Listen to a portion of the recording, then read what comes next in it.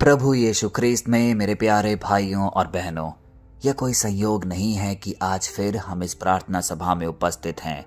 यह परमेश्वर की बुलाहट है। यह उसी के वचन है जो हमें खींचते हुए वापस यहाँ पर लेके आया है, क्योंकि हम जानते हैं कि हर दिन का वचन हमें अंदर से बदल रहा है, हमें परिपूरित कर रहा है, पोषित कर रहा है। उसी की ही कड़ी में आज का वचन भी हम सब के लिए एक गहरा संदेश लेकर आया है। हम सब अपने जीवन में कोई ना कोई काम जरूर करते हैं, ऑफिस जाते हैं, मेहनत करते हैं, क्योंकि हम जानते हैं उससे हमें पैसा मिलेगा, हमें समृद्धि मिलेगी। हम चर्च जाते हैं, प्रार्थना करते हैं, उपवास करते हैं, क्योंकि हम जानते हैं कि उससे हमें आशीर्वाद मिलेगा, परमेश्वर की कृपा हम पे बनी रहेगी। लेकिन क्या हम यह बात जानते हैं कि एक ऐसी चीज भी है जिसका हमें करने से मृत्यु मिलता है, जिसका फल हमें दंड मिलता है।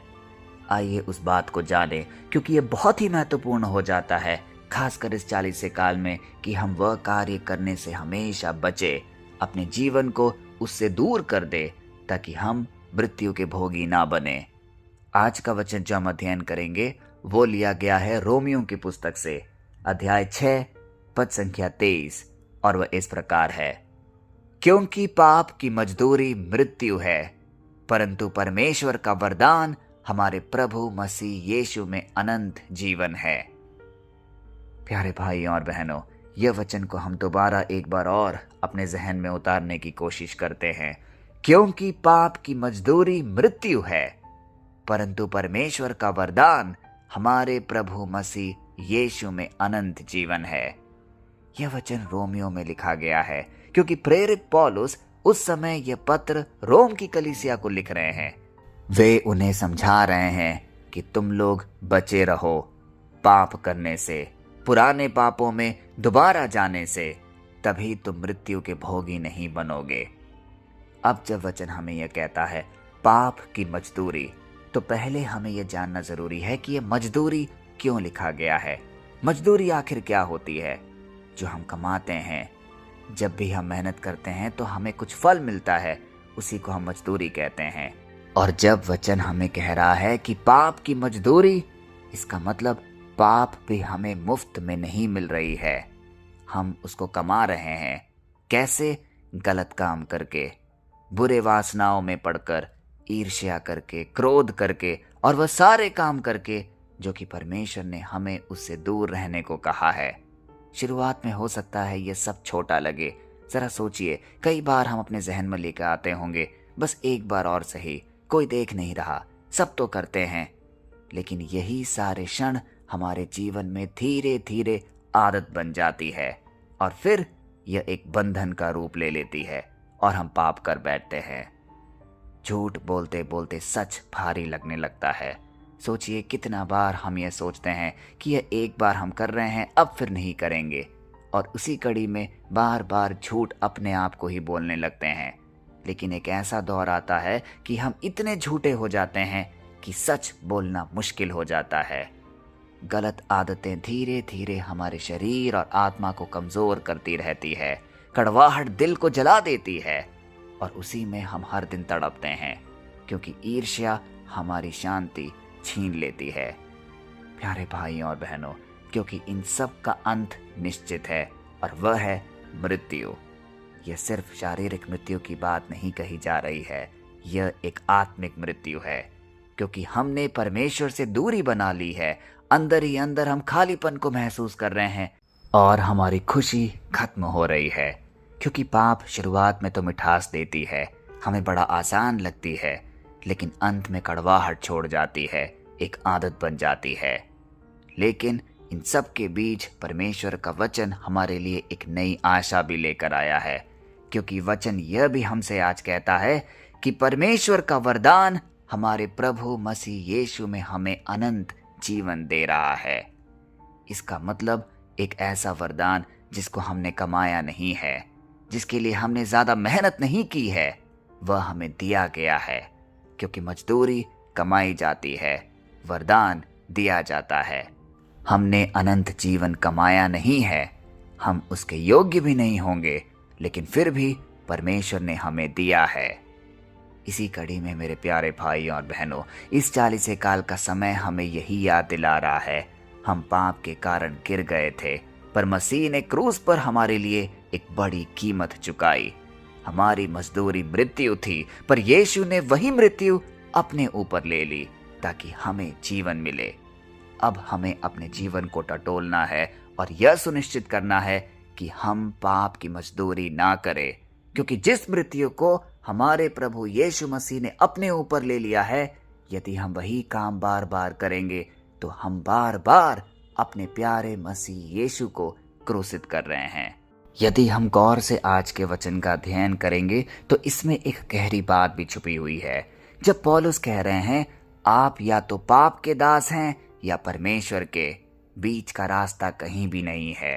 क्योंकि कई लोग ये सोचते हैं कि अभी तो मेरा जीवन पाप में है, लेकिन बाद में मैं प्रायश्चित करके सत्य मार्ग पे चले जाऊंगा। ये सरासर हमारी गलत फहमी है, क्योंकि यदि मैं थोड़ा थोड़ा पाप भी अपने अंदर रख लूं और थोड़ा परमेश्वर को भी रखने की कोशिश करूं, यह संभव नहीं। जिसे हम बार बार चुनते हैं वही हमारा स्वामी बन जाता है। अगर हम रोज गुस्सा चुनते हैं, गुस्सा हमारा मालिक बन जाएगा। अगर हम रोज लालच चुनते हैं, वही हमें आगे चलाएगा। अगर हम रोज प्रार्थना को चुनते हैं तो परमेश्वर का सानिध्य हमारे जीवन और हमारी आत्मा के साथ बना रहेगा। इसीलिए मेरे प्यारे भाइयों और बहनों, आज की दुनिया में पाप बहुत सामान्य हो गया है। लोग अक्सर हम कहते हुए सुनेंगे, यह तो सब लोग करते हैं तो मैं भी कर रहा हूँ, जमाना ही ऐसा है। पर सच्चाई कुछ और है और वह कभी नहीं बदलती। हर गलत चुनाव की एक कीमत हमें अदा करनी पड़ती है और हर सही चुनाव का हमें आशीष मिलता है। आज यदि आप अपने घर में शांति चाहते हैं, समृद्धि चाहते हैं, तो इन्हीं छोटे छोटे बातों में सच बोलना शुरू कर दीजिए। अगर आप आत्मिक जीवन चाहते हैं तो वही छोटे छोटे पापों को अपने जीवन से कोसों दूर कर दीजिए। यह दृढ़ निश्चय करिए कि मैं अपने घर में शांति महसूस करूंगा और दूसरों को भी वही शांति प्रदान करूंगा। बेवजह की लड़ाइयाँ, ईर्ष्या, क्रोध अपने घर में नहीं करूंगा, क्योंकि उससे मैं पाप की ओर और ढकेला जा रहा हूँ। अगर आप अनंत जीवन की आशा करते हैं तो आज ही पाप से दूरी का फैसला ले लें।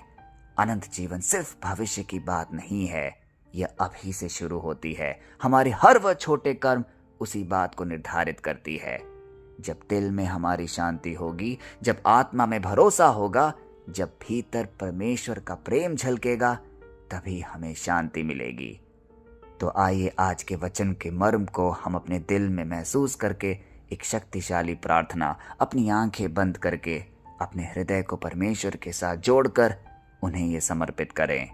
हे स्वर्गीय पिता, हम स्वीकार करते हैं कि कई बार हमने गलत रास्ता चुना है। हमने पाप को थोड़ा हल्का समझा है। हम कई बार उसे जाने अनजाने में करते गए हैं। हमें आज तू माफ कर दे। आज हम तेरे सामने अपने पूरे जीवन को रखते हैं।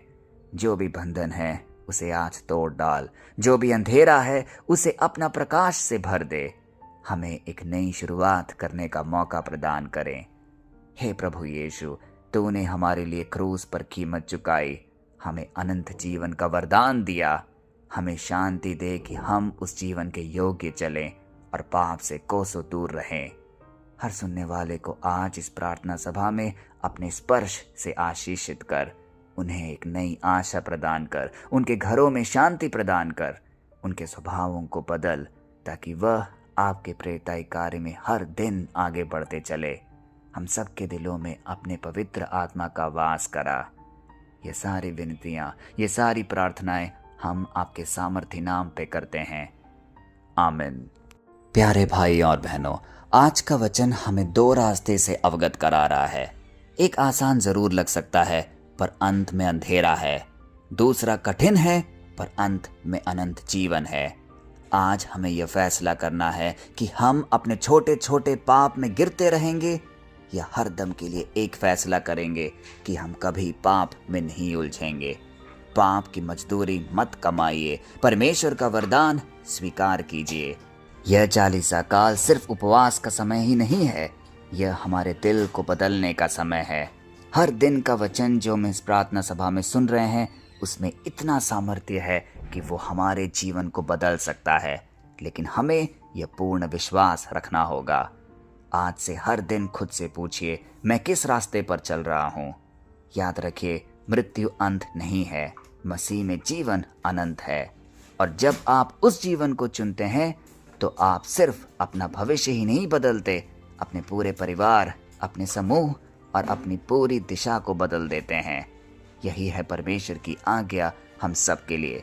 कल फिर हम मिलते हैं, तब तक के लिए परमेश्वर की असीम दया, कृपा और अनुकंपा में आपको, आपके परिवारजन को, आपके हर एक निवेदन को हम प्रस्तुत करते हैं। पिता, पुत्र और पवित्र आत्मा के नाम पर, आमीन।